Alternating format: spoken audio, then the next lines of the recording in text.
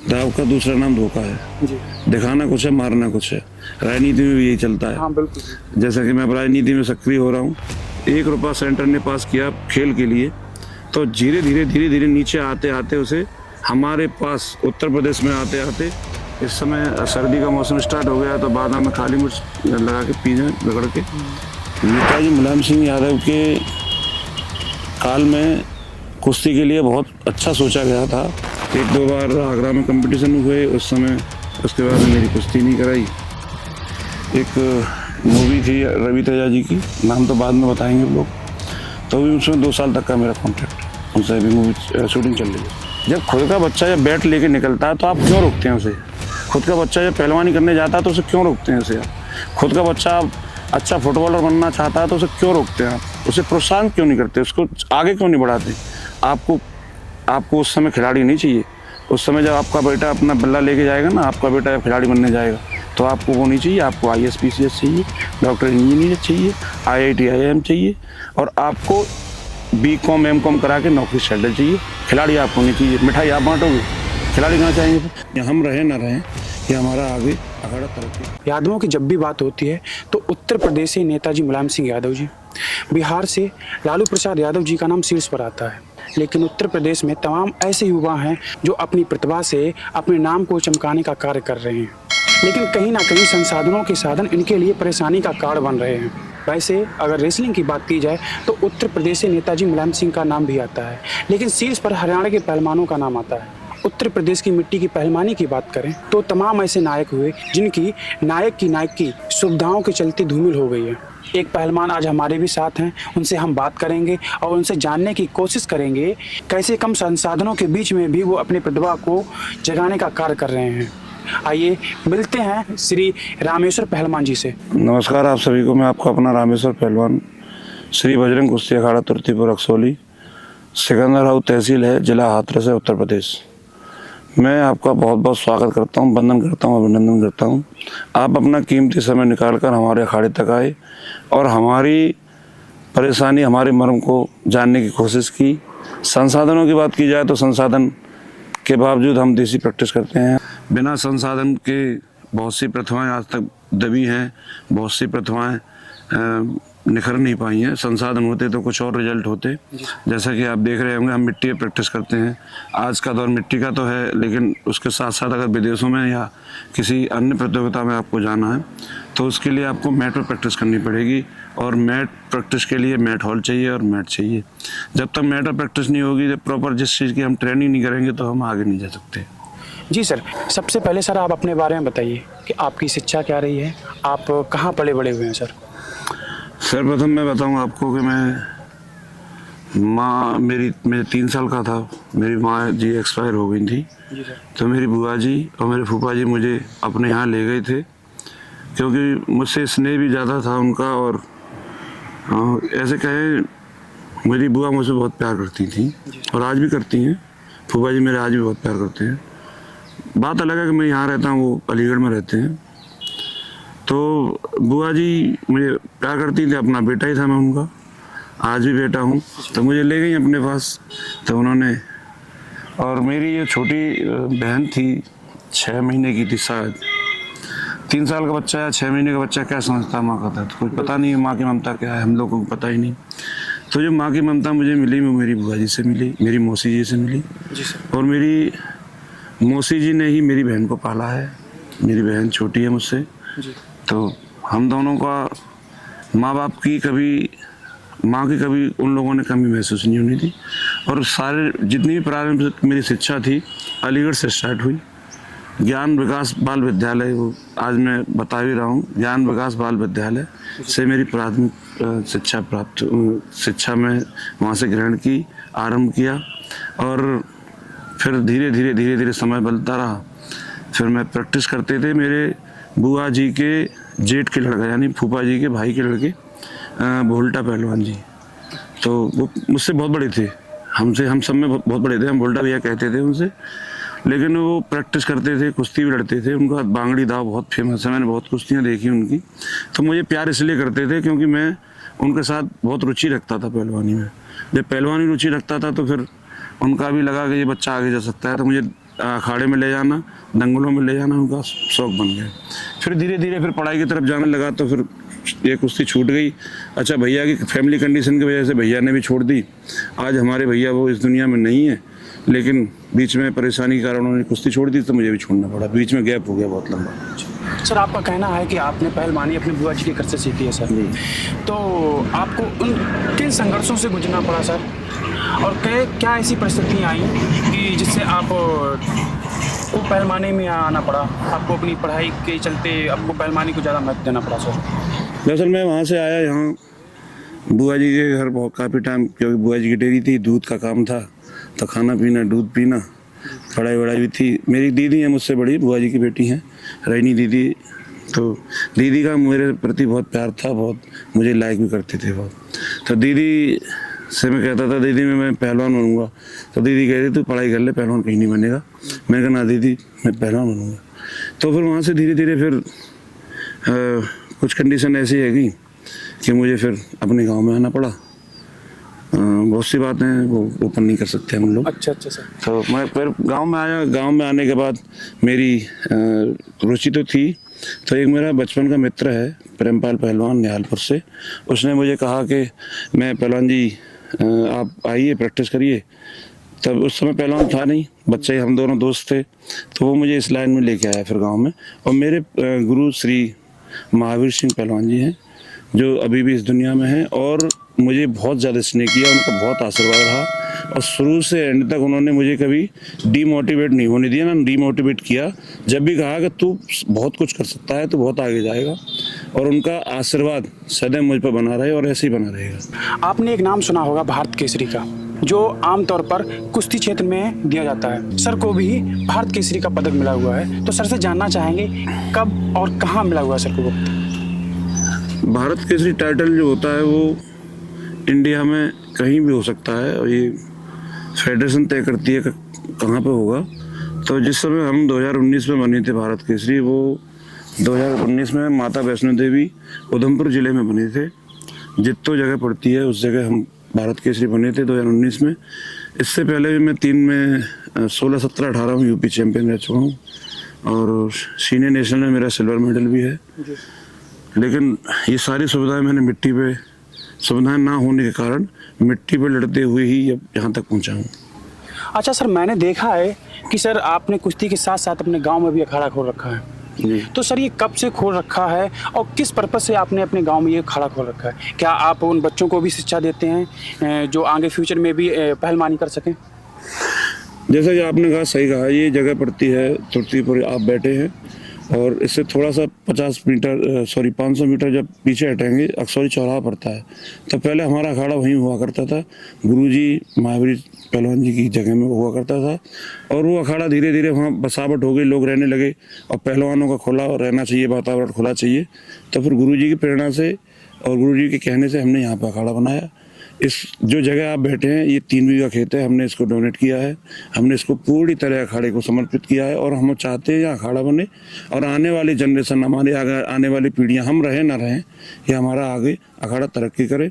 और अखाड़ा जब कोविड हुआ था, जब सारे लोग भाई साहब सब लोग आ रहे थे शहर से वापस, तो उस समय सबको ज़रूरत भी थी।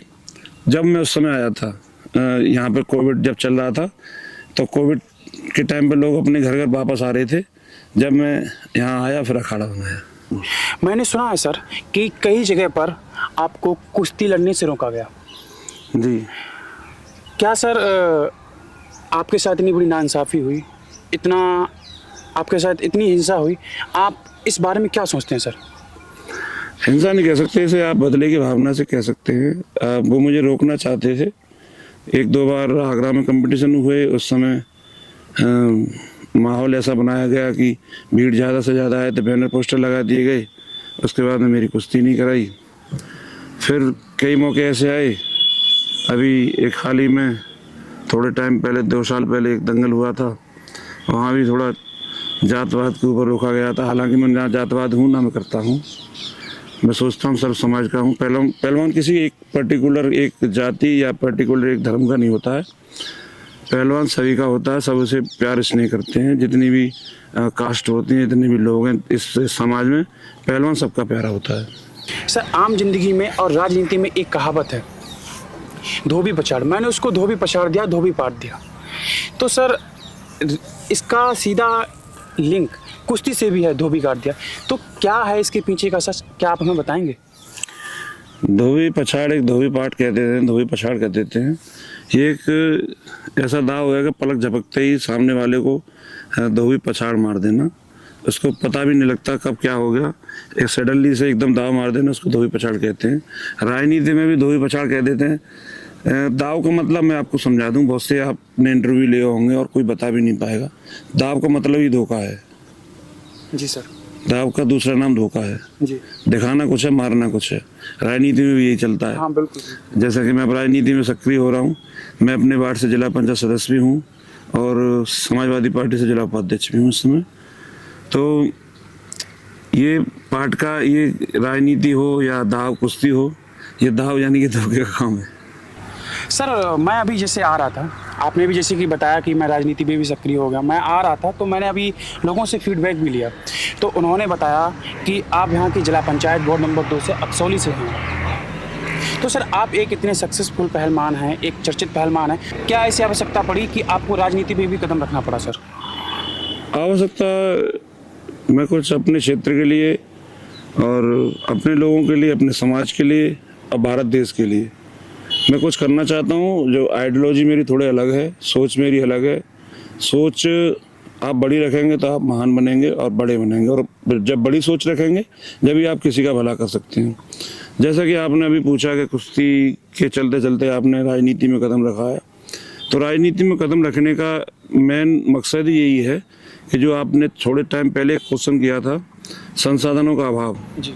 तो जिस पीड़ा से मैं गुजरा हूँ, मैं सोचता हूँ अगर मैं कहीं ना कहीं इन बच्चों के लिए कुछ कर सका तो पहले ये पीड़ा अपनी ही नहीं, पूरे उत्तर प्रदेश की और पूरे भारतवर्ष में इस आवाज़ को बुलंद करूँगा कि ये जो संसाधनों के अभाव हैं, 1 रुपया जब सेंटर से चलता है, 1 रुपये का, मान लीजिए सपोज दैट 1 रुपया सेंटर ने पास किया खेल के लिए, तो धीरे धीरे नीचे आते आते उसे हमारे पास उत्तर प्रदेश में आते आते मान लीजिए सपोज दैट 20 पैसा आया। जी। क्योंकि प्रदेश बड़ा है, 20 पैसा आया, और 20 पैसा आते आते ग्राउंड लेवल पर अगर स्टेडियम की बात करें या खेल की बात करें या किसी भी पर्टिकुलर एक खेल की बात करें तो मुश्किल से मुश्किल बमुश्किल 1 पैसा आता है। 1 पैसे से कुछ होगा भी नहीं, क्योंकि इतना करप्शन फैल चुका है, इतने करप्टेड हो गए हैं ये अधिकारी, ये बात सुनना नहीं चाहते और पूरा का पूरा पैसा कागज पे दिखा के निकाल लेते हैं और खिलाड़ियों को कुछ नहीं मिलता, सिवाय ट्रक सूट के, सिवाय छोटी मोटी चीज़ों के कुछ नहीं मिलता। जबकि बजट, अभी आप देखिए हमारे उत्तर प्रदेश में इतनी प्रतिभाएं हैं, जैसे कि हमारा विक्रम पहलवान है फिरोजाबाद से, मैं भी यहाँ अखाड़ा चला रहा हूँ। हमारा अखाड़ा फ्री ऑफ कॉस्ट है, ना तो हम किसी से लेते 1 रुपया खर्चे के बारे में, ना किसी बारे में हम लेते। दूसरी बात, जो अपने पास पल्ले से होता हम करते हैं और बच्चों को प्रैक्टिस कराते हैं और एक समाज में मैसेज देते हैं। मैं युवाओं से भी कहना चाहता हूँ, आप पहलवान ना बनना अलग विषय है, पहलवान बनना ना बनना अलग बात है, लेकिन आप फिजिकली फिट रहें, क्योंकि फिजिकली आप फिट रहेंगे तो मेंटली आप स्ट्रॉन्ग रहेंगे। और आपको पता है, जब फिजिकली आप फिट रहेंगे, मेंटली स्ट्रॉन्ग रहेंगे, तो कहीं ना कहीं आप कामयाब हो जाएंगे।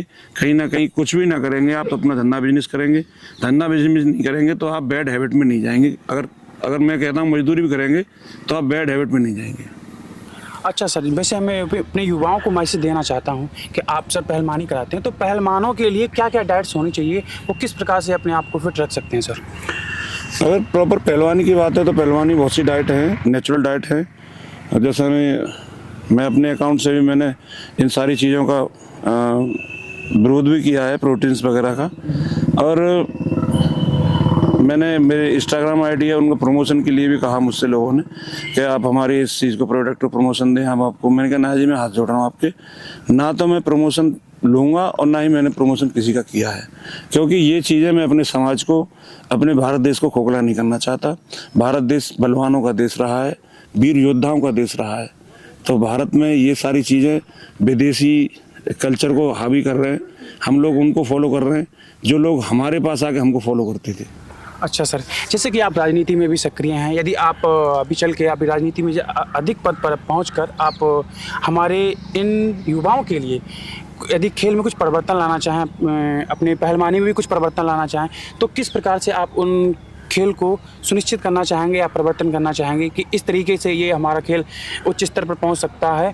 मैं आपके चैनल के माध्यम से कहूँगा, चाहे पूर्व में सरकार रही हो, किसी भी गवर्नमेंट की रही हो, चाहे भी वर्तमान में सरकार हो, नेताजी मुलायम सिंह यादव के काल में कुश्ती के लिए बहुत अच्छा सोचा गया था। मास्टर चंदगी राम के नाम से जो कुश्ती के पुरोधा थे, उनके नाम से सैफई में स्टेडियम बना हुआ है, जो आपने भी देखा होगा और सबने देखा, कोई छुपा हुआ नहीं है। चाहते तो अपने किसी घरवाले के नाम से करा सकते थे। ये समाजवादियों का काम है, दूसरे को सम्मान करना, ये इसी को समाजवाद कहते हैं। समाजवाद कोई पर्टिकुलर एक आदमी के नहीं है। समाजवाद का मतलब है सबको समान लेके चलना। तो नेताजी में क्वालिटी थी। नेताजी पहले पहलवान बने, पहलवान के बाद शिक्षक बने, शिक्षक के बाद नेता बने। जब नेता बने हमारे माननीय मुलायम सिंह यादव जी, तो उस टाइम पे उन्होंने खिलाड़ी के, किसान के, युवाओं के मर्म को समझा और उस पर ही कार्य किया। जैसा कि हमारी सेना में जब पहले शहीद हो जाया करते थे, तब बिल्ला, टोपी और उसकी वर्दी आया करती थी, डेड बॉडी नहीं आया करती थी। जब नेताजी रक्षा मंत्री बने, उसके बाद में फिर सम्मान मिला, राज के सम्मान के साथ सब आता है। लेकिन पता नहीं दोबारा से कल्चर चेंज हो रहा है और अग्निवीर बनाए जा रहे हैं, फिर वो ख़त्म करा जाए। लेकिन वो राजनीतिक प्लेटफॉर्म नहीं है जो आप अखाड़े पर हैं, तो अखाड़े की बात होनी चाहिए। तो मैं कहना चाहूँगा, इसी चीज़ को, सारी चीज़ों को सोच के मैंने ये राजनीति में भी कदम इसलिए रखा है कि मैं कुछ अपनों का भला कर सकूं। भाई डाइट की बात, तो डाइट तो देसी बहुत सी अच्छी चीज़ें हैं। इस समय सर्दी का मौसम स्टार्ट हो गया, तो बादाम में काली मिर्च लगा के पी जाए रगड़ के, उससे थोड़ा स्टेमिना बढ़िया रहेगा। और सुबह शाम नियमित व्यायाम की जाए, बाहर की चीज़ें खाने से बचा जाए। और हम जो वेस्टर्न कल्चर को फॉलो कर रहे हैं, इससे भी थोड़ा सा बचने का काम है, क्योंकि हमारे भारत देश में बहुत सी देसी चीज़ें ऐसी हैं जिसमें अधिक पावर है, बहुत ताकत है। और सबसे बड़ी ताकत युवा साथियों के लिए बताना चाहूँगा, इसमें कोई शर्माने की बात भी नहीं है। ब्रह्मचर्य ही ताकत है, ब्रह्मचर्य ही पावर है और ब्रह्मचर्य ही दुनिया है। जो ब्रह्मचर्य को रोक के चलेगा, जो ब्रह्मचारी रहेगा, वो दुनिया में कुछ भी हासिल कर सकता है। उसके लिए कुछ भी इम्पॉसिबल नहीं है। अच्छा सर, तो आपका कहने का मतलब है युवाओं को ब्रह्मचर्य रहना चाहिए सर। तो इस हिसाब से मैंने एक बात भी सर सुनी है कि आपने फिल्म जगत में भी कदम रखा हुआ है और कई सारी फिल्मों में आपने काम किया है। तो आप हमें बताना चाहेंगे कि ऐसी कौन कौन सी फिल्में हैं जिसमें आपने काम किया है, और पहली फिल्म कौन सी थी जिसमें आपने सबसे पहले डेब्यू किया था या फिर आपने काम किया था? मेरा सौभाग्य रहा कि मैं फिल्म दुनिया तक भी गया। जब मैं श्री अमरीक सिंह पहलवान जी के पास पहलवानी करता था पंजाब में, तो आमिर खान प्रोडक्शन यानी दंगल पिक्चर का जो प्रोडक्शन था, आमिर खान प्रोडक्शन के लोग आए हुए थे। तो आमिर खान जी के साथ काम करने का मौका मिला, उन्होंने मुझे सेलेक्ट किया और मैंने आमिर खान जी की दंगल में काम किया है। उसके बाद सुल्तान में थोड़ा सा बहुत माइनर सा रोल था, मतलब रोल भी नहीं कहेंगे उसे, क्राउड में खड़ा था मैं, तो मैं उसे मानता ही नहीं कि मैं उसमें हूँ। इसके अलावा पवन कल्याण जी जो साउथ के इस समय डिप्टी सीएम है, आंध्रा के, उनके साथ में हरिहरा वीरमल्लू उनकी फिल्म का नाम है। अभी 14 जनवरी मकर संक्रांति के उपलक्ष्य में मूवी रिलीज हो रही है, तो प्रमोशन के लिए बुलाया जाएगा। जो उसमें थे, उसमें भी मैंने काम किया है। फ्रंट में मेरे अच्छे अच्छे रोल हैं और उसमें एज ए विलन बना हूँ। और अभी थोड़े टाइम पहले, मुश्किल से मुश्किल 3 महीने पहले, अगस्त में या सितंबर में गया हूँ मैं। एक मूवी थी रवि तेजा जी की, नाम तो बाद में बताएंगे आप लोग, तो भी उसमें 2 साल तक का मेरा कॉन्ट्रैक्ट है, उनसे अभी मूवी शूटिंग चल रही है उसमें। अच्छा सर, तो सबसे पहले आप पहलवानी में आते हैं, फिर उसके बाद आप राजनीति में आते हैं और उसके बाद आप सिनेमा जगत में भी आते हैं। तो आप सर आगे किन किन ऐसे क्षेत्रों में भी आप कदम रखना चाहेंगे जिससे हम अपने समाज को एक नई दिशा राह दे सकें? बहुत अच्छा सवाल किया आपने। अगर चाहता तो मैं किसी शहर में भी शिफ्ट हो सकता था। मेरा गांव में शिफ्ट होने का मतलब भी यही था कि मैं यहाँ से निकला हूँ, पहले वहाँ के लिए, पहले उस समाज को सही करूँ, समाज सही करने का मतलब है ये मेरे युवा हैं, इनको एक प्रेरणा दी जाए, इनको मोटिवेट किया जाए, सेना में भी जाएंगे या अपना बिजनेस भी करेंगे या अपना घर पे भी रहेंगे, तो मेरा अपना मानना है कि नियमित व्यायाम करेंगे तो कम से कम 2 घंटे 1 घंटे तो सब समय निकाल ही लेते हैं, तो एक अच्छा माहौल बनेगा और हमारा समाज बहुत स्वस्थ अच्छा रहेगा। मेरी इस पहलवानी को बढ़ाने में मेरे स्वर्गीय रामवीर सिंह ताऊ जी, मेरे पापा जी और मेरा छोटा भाई विजय ने पहलवान ना होते हुए भी इस बात को समझा, और विजय और हमारा ये ड्रीम प्रोजेक्ट था कि हमारा एक अखाड़ा बने जिससे कि हम बच्चों को पहलवानी सिखा सकें। या हम जब बाहर जाते थे देखते थे बार अखाड़े ऐसे होते हैं तो सोचते थे हमारा भी ऐसे अखाड़ा होना चाहिए, तो उस अखाड़े को हमने यहाँ बनाया है। श्री बजरंग कुश्ती अखाड़ा इसका नाम है। और पहलवानी में हम 5 भाई हैं। मेरी माँ पापा का मैं अकेला था, तो मेरी मौसी ने पाला, तो सब हम सगे भाई हैं। तो मैं पहलवान भी हूँ, राजनीति में भी हूँ, फिल्म जगत में भी हूँ, और मैं एक अच्छा उस टाइम पे जब पहलवानी थोड़ी डाउन हुई थी पैसे की वजह से, तो उस समय में अच्छा बिजनेसमैन भी बना। मैंने मेरी पेस्टिसाइड और फर्टिलाइजर की दुकान आज भी है जो 15 साल पहले पुरानी थी। जी सर, तो एक ऐसे ही में चलते हुए एक लोगों ने बताया था कि सर आप जो यहाँ पे विद्यार्थियों को आप शिक्षा देते हैं, पहलवानी सिखाते हैं, वो फ्री ऑफ कॉस्ट सिखाते हैं। जी। तो आप हमारे समाज के लिए इतना कुछ कर रहे हैं, लेकिन सरकार की सुविधाएं आपको क्या क्या मिली हैं सर? सरकार की सुविधाएं देसी भाषा ब्रज की भाषा में कही जाए तो सरकार खुद मांगने को घूम रही है। सरकार किसी को कुछ देना ही नहीं चाहती। सरकार अगर दे दे, 1% देने का मन भी बना ले, तो उत्तर प्रदेश ही नहीं पूरे भारतवर्ष की दिशा बदल जाएगी। हमारा जो 1 मेडल आता है, हमारे पास सैकड़ों गोल्ड मेडल आएंगे, सैकड़ों सिल्वर मेडल आएंगे। अब क्या है कि पॉलिटिक्स हावी हो गई है। ये फलाने का लड़का सरनेम इसका ये है तो ये वहाँ जाना चाहिए, ये फलाने का लड़का इसके वहाँ से कनेक्शन जुड़ रहे हैं, ये फलाना सरनेम है इसका, ये वहाँ जाना चाहिए। इस चीज़ को छोड़ के खिलाड़ी पर्टिकुलर, मैंने पहले भी कहा और फिर कहता हूँ और पहले भी इंटरव्यूज में कहा है, खिलाड़ी किसी भी पर्टिकुलर एक बरादरी एक जात धर्म का नहीं है। पहलवान या खिलाड़ी सबका होता है। जैसा कि अभी आपने कहा कि क्या मैसेज देना चाहते हैं, मैसेज देना चाहूँगा मैं गार्जियंस को। जब बहुत कड़वा सच है और सुनना ही पड़ेगा सबको, और नहीं सुनोगे तो कोई बात भी नहीं। सही बात तो ये है कि आप जब देखा होगा हमारी टीम, क्रिकेट टीम दे लीजिए, बिल्कुल, क्रिकेट टीम जब हमारी किसी भी कप को जीतती है, वर्ल्ड कप को जीतती है, एशिया कप को जीतती है, या पाकिस्तान से जीतती है या ऑस्ट्रेलिया से जीतती है, तो हम लोग खुशी इजहार करते हैं, पटाखे चलाते हैं और मिठाइयाँ बांटते हैं जगह जगह चौराहों पर, और एक दूसरे से कहते हैं अरे हम तो इंडिया जीत गई। जब खुद का बच्चा जब बैट लेके निकलता है तो आप क्यों रोकते हैं उसे? खुद का बच्चा जब पहलवानी करने जाता है तो उसे क्यों रोकते हैं उसे आप? खुद का बच्चा अच्छा फुटबॉलर बनना चाहता है तो उसे क्यों रोकते हैं आप? उसे प्रोत्साहन क्यों नहीं करते? उसको आगे क्यों नहीं बढ़ाते? आपको उस समय खिलाड़ी नहीं चाहिए। उस समय जब आपका बेटा अपना बल्ला लेके जाएगा ना, आपका बेटा जब खिलाड़ी बनने जाएगा, तो आपको वो नहीं चाहिए। आपको IAS PCS चाहिए, डॉक्टर इंजीनियर चाहिए, IIT IIM चाहिए, और आपको BCom MCom करा के नौकरी सेटल चाहिए। खिलाड़ी आपको नहीं चाहिए। मिठाई आप बांटोगे, खिलाड़ी कहाँ से आएंगे फिर? सही बात है सर। भाई आप जब तक गार्जियंस ने आगे नहीं आएंगे, बच्चे को समझेंगे नहीं, तो कैसे होगा? और पहलवानी देसी खेल है। मैं अपने क्षेत्र में, आसपास के जिलों में और अपने उत्तर प्रदेश में, मैं आपके चैनल के माध्यम से कहना चाहता हूँ, संसाधनों का अभाव है, फिर भी आप कुछ कर सकते हैं अगर आप में करने का जज्बा हो तब। और अकेला आदमी कुछ नहीं कर सकता है। गार्जियन को साथ आना चाहिए, उनको आगे बढ़ाना चाहिए बच्चे को। मैं मानता हूँ नहीं हो पाता है इतना, लेकिन इतना तो हो ही जाएगा कि आज के दौर में 8 से 10 हज़ार रुपये महीने के तो कोई भी खर्च कर सकता है। घर पे बच्चा रहेगा वो भी खर्च कर देगा। हाँ, सही बात है सर। आप कहना चाहते हैं कि सुविधाओं के संसाधनों के कारण परेशानी का सामना करना पड़ रहा है, लेकिन अपने गार्जियंस को भी जागरूक होना चाहिए, अपने बच्चों को खेल के प्रति जागरूक करना चाहिए और उनको खेल के प्रति लाना चाहिए।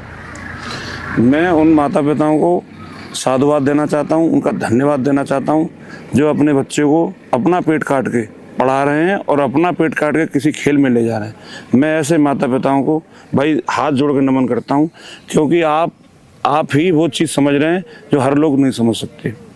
और मैं फिर कहता हूँ, अपने युवा साथियों से कहता हूँ, आपके माध्यम से कहता हूँ कि नशे से बचें, गलत चीज़ों से बचें, गलत चीज़ों का सेवन ना करें और नियमित व्यायाम करें। चाहे 2 घंटे करें, 1 घंटे करें, कोई ज़रूरी नहीं कि आप बॉडी बिल्डर बन जाओ। हम नहीं कहते आप बॉडी बिल्डर बन जाओ या बल्ला लगा के चलो। कब इतने मजबूत तो हो जाओ कि जब भी कोई कंडीशन, कोई दिक्कत अगर आपके शरीर में आए तो आपका शरीर ही झेलेगा, कोई पास में नहीं आएगा। और जब आप स्वस्थ होंगे तो इधर उधर आड़े तिरछे लोग आपकी तरफ देखेंगे भी नहीं। इस चीज़ को जो हमने बोला है, जो भी रहा है, इसको आप अपने कमेंट के माध्यम से इस वीडियो को ज़्यादा से ज़्यादा शेयर करें। और जो इस वीडियो में कमी रह गई है, वीडियो बनाने का हमारा केवल पर्टिकुलर माध्यम रहा ही नहीं कि हम वीडियो बनाएंगे। हमारा केवल समाज को, अपने उत्तर प्रदेश को और अपने भारत को सशक्त बनाना है, मजबूत बनाना है। और हमारा 1% ऐसा ध्यान ही नहीं है कि हम वीडियो बना रहे हैं। हम अपना मैसेज देना चाह रहे हैं। हम ये देना चाह रहे हैं कि स्वस्थ भारत कैसे बनेगा। तो मैं आपके माध्यम से कहना चाहता हूँ कि हमारी इस वीडियो को, हमारे इस चैनल को ज़्यादा से ज़्यादा सब्सक्राइब करें और इस वीडियो को ज़्यादा से ज़्यादा शेयर करें। यादव विजन इसका नाम है। यादव विजन को आप ज़्यादा से ज़्यादा सब्सक्राइब करें और हमारी वीडियो को ज़्यादा से ज़्यादा शेयर करें। और अपनी प्रतिक्रिया, कसम है आपको, अपनी प्रतिक्रिया कमेंट में ज़रूर बताइएगा। जय हिंद, जय भारत, जय श्री राम, जय श्री राधे कृष्ण। धन्यवाद।